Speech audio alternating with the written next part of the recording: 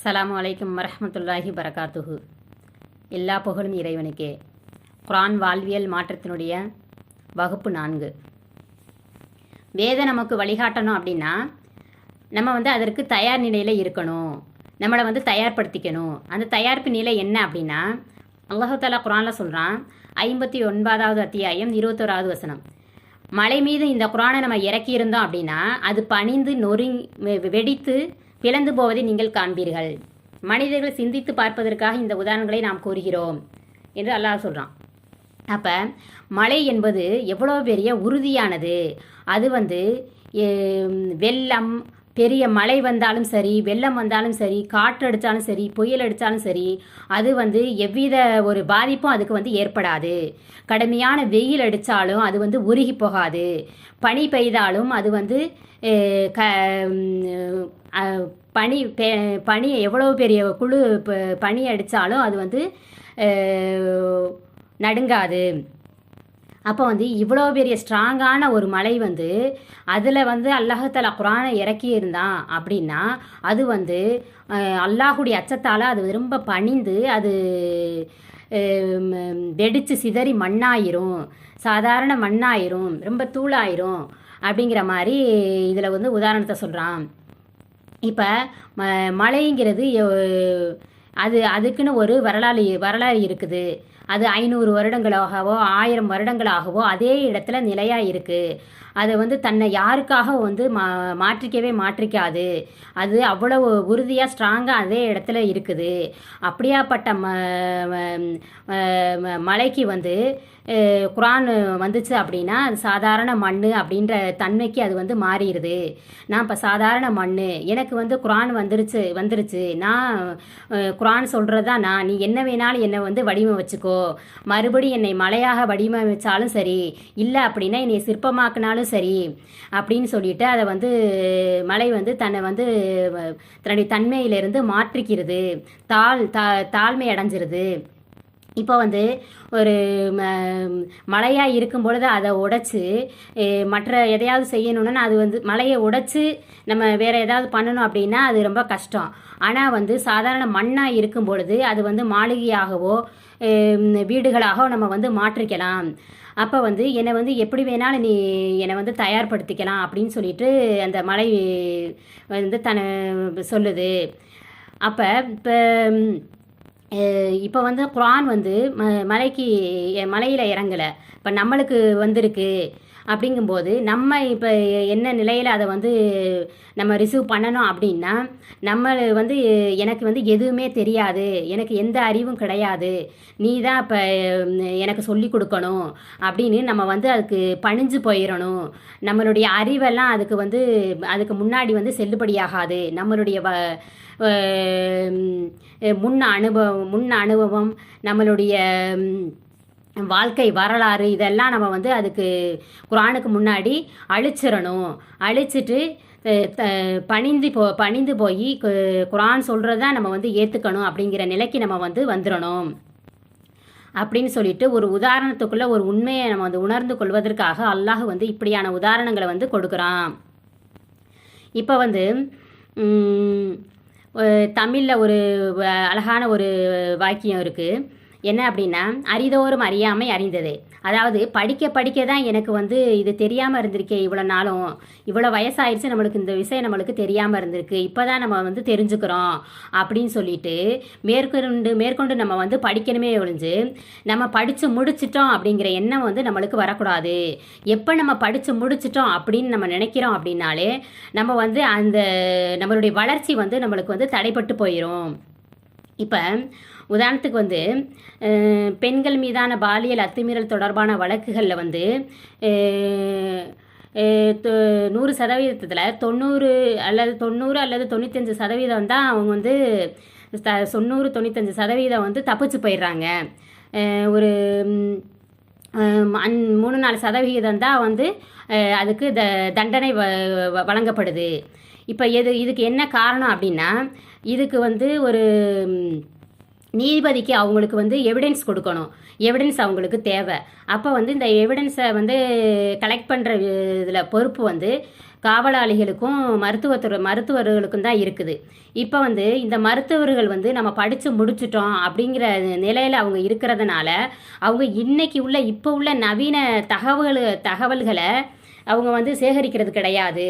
இப்போ உள்ள அறிவை வந்து அவங்க படிக்காததுனால அவங்க வந்து சரியாக வந்து அதை எவிடன்ஸை கலெக்ட் பண்ணாமல் அதை சரியான நேரத்துக்கு அவங்கள்ட்ட கொடுக்காம இருக்கிறதுனால இவங்க வந்து குற்றவாளிகள் தப்பிச்சு போடுறதுக்கு வழியாக இருக்குது. அப்போ வந்து நம்ம படித்து முடிச்சிட்டோன்னு இல்லாமல் புதுசாக நம்ம படிச்சுக்கிட்டே இருக்கணும். இப்போ இந்த வசனத்தை வலியுறுத்தக்கூடிய மற்றொரு வசனம் இருக்குது. என்ன அப்படின்னா, அல்லாஹ் தஆலா சொல்கிறான், அத்தியாயம் 7 204வது வசனம்.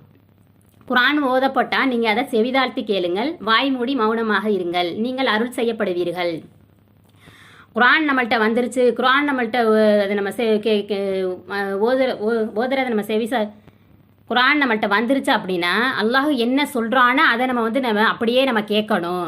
அதுக்கு மாறாக நம்ம வந்து இது இப்படி இருந்தால் சரியாக இருக்கும், அப்படி இருந்தால் சரியாக இருக்கும், இது நம்மளுக்கு சாத்தியப்படாதே அப்படின்ற நிலையெல்லாம் நம்மளுக்கு வந்து எண்ணம்லாம் வரக்கூடாது. அதை வந்து அப்படியே நம்ம வந்து கேட்கணும். இது அல்லாஹ் சொன்னது தான் சட்டம், அல்லாஹ் சொன்னது தான் சரி அப்படின்னு சொல்லிட்டு அதை நம்ம வந்து மறுபேச்சு பேசாமல் வாய் மூடி நம்ம அதை வந்து மௌனமாக கேட்கணும். அப்படிங்கிறது தான் இதில் வந்து கருத்து விளங்குது. இதே இந்த குர்ஆன் வசனத்தையே தான் வந்து தொழுகைக்குரிய சட்டமாகவும் எடுக்கிறாங்க. எப்படின்னா, இமாம் வந்து அல்லாஹ் இப்போ தக்பீர் கட்டி அல்லாஹ் பாய்த் பை நீ ஓதுனவுடனே அவங்க வந்து சூறா ஓத ஆரம்பிச்சுட்டா மற்றவர்கள் வந்து பின்பற்றி தொழுகக்கூடியவங்க வந்து வாய் மூடி மௌனமாக இருக்கணும். அதே காது கொடுத்து செவிதாழ்த்தி கேட்கணும். நம்ம வந்து கொஞ்சம் ஓதாமல் இருக்குமே நம்ம ஓதிக்கலாம் அப்படின்னு சொல்லிலாம் இருக்கக்கூடாது.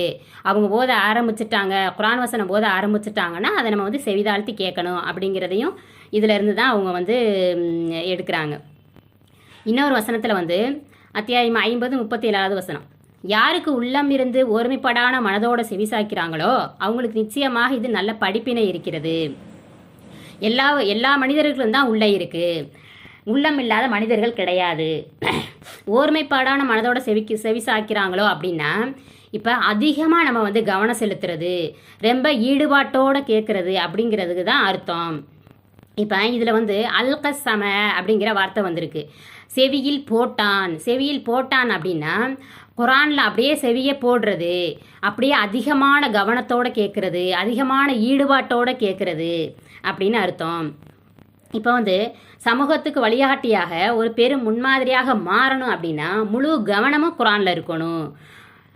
அது என்ன சொல்லுதோ அதை அப்படியே வந்து நம்ம கேட்கணும்.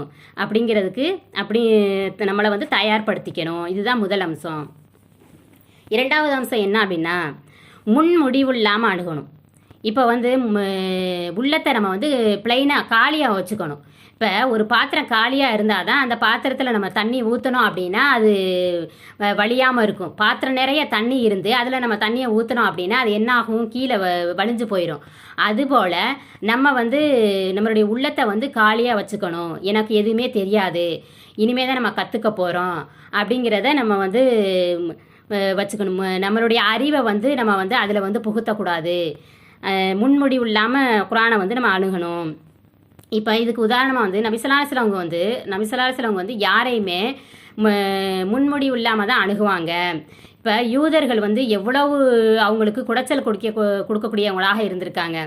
இப்போ வந்து அஸ்ஸலாமு அலைக்கும் அப்படின்னு சொல்கிறதுக்கு அஸ்ஸாமு அலைக்கும், உங்கள் மீது சாபம் உண்டாகட்டும் அப்படிங்கிற மாதிரிலாம் அவங்க வந்து சொல்லுவாங்க.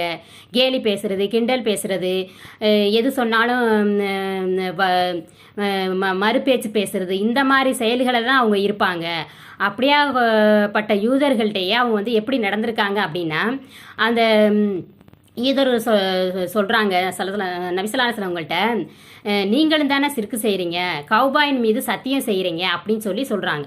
அப்போ வந்து கௌபாயின் மீது சத்தியம் செய்யக்கூடியவர்களாக இருந்திருக்காங்க மக்கள். அப்போ நபி ஸல்லல்லாஹு அலைஹி வஸல்லம் வந்து யோசிக்கிறாங்க, ஒருத்தர் மீது நம்ம சத்தியம் செய்யணும் அப்படின்னா அதுக்குடைய உண்மையை வந்து அவர் தெரிஞ்சிருக்கணும். ரெண்டாவது வந்து அந்த தவறாக இருந்தால் தண்டிக்கக்கூடிய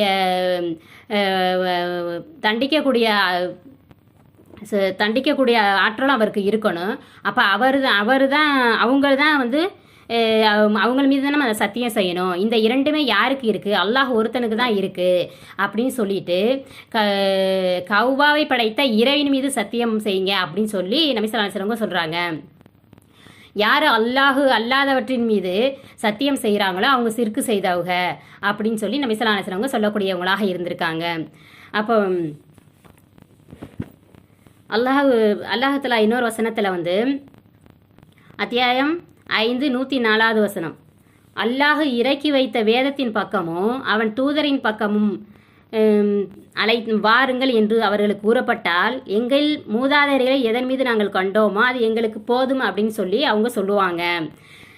அப்போ இதுக்கு என்ன காரணம் அப்படின்னா அவங்க வந்து ஏற்கனவே வந்து ஒரு முடிவு எடுத்துட்டாங்க. எங்களுடைய மூதாதையர்கள் வந்து எதை வணங்குனாங்களோ அதை தான் நாங்கள் வணங்குவோம், அதுவே எங்களுக்கு போதும்னு சொல்லிட்டு அவங்க என்ன செஞ்சுட்டாங்க, முடிவு எடுத்துட்டாங்க. அப்படிங்கும்போது அவங்களுக்கு எதை சொன்னாலும் அவங்க வந்து காதில் வாங்கிக்க மாட்டாங்க, போட்டுக்க மாட்டாங்க, அதை வந்து பின்பற்ற மாட்டாங்க. அவங்க வந்து ஏற்கனவே அவங்க வந்து முன்முடிவு எடுத்துட்டாங்க.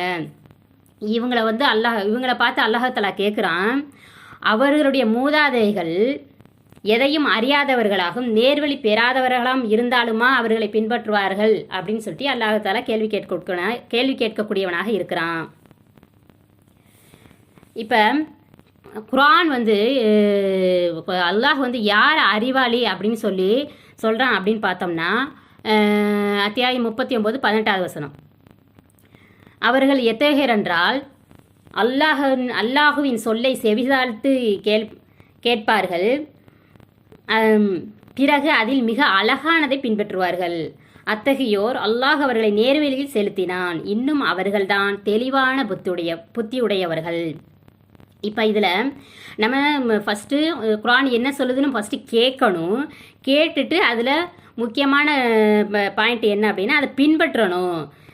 இந்த பின்பற்றுதலும் செவி கேட்டலும் ரெண்டுமே ஒன்று இணைஞ்சாதான் நம்ம வந்து நேர்வழியில் இருக்கிறோம். இன்னும் அவங்க தான் புத்தியுடையவர்கள் அப்படின்னு சொல்லிட்டு அல்லாஹ் தஆலா சொல்கிறான். இப்போ 3வது விதி என்ன அப்படின்னா அதை வந்து நம்ம செயல்படுத்தக்கூடிய மனநிலை நம்மளுக்கு இருக்கணும் அப்படின்னு சொல்லிட்டு இதிலேருந்து நம்ம விளங்கிக்கிறோம். வாஹிர் தாவானா அல்ஹம்துலில்லாஹி ரப்பில் ஆலமீன். அஸ்ஸலாமு அலைக்கும் வரஹ்மத்துல்லாஹி வபரகாத்துஹு.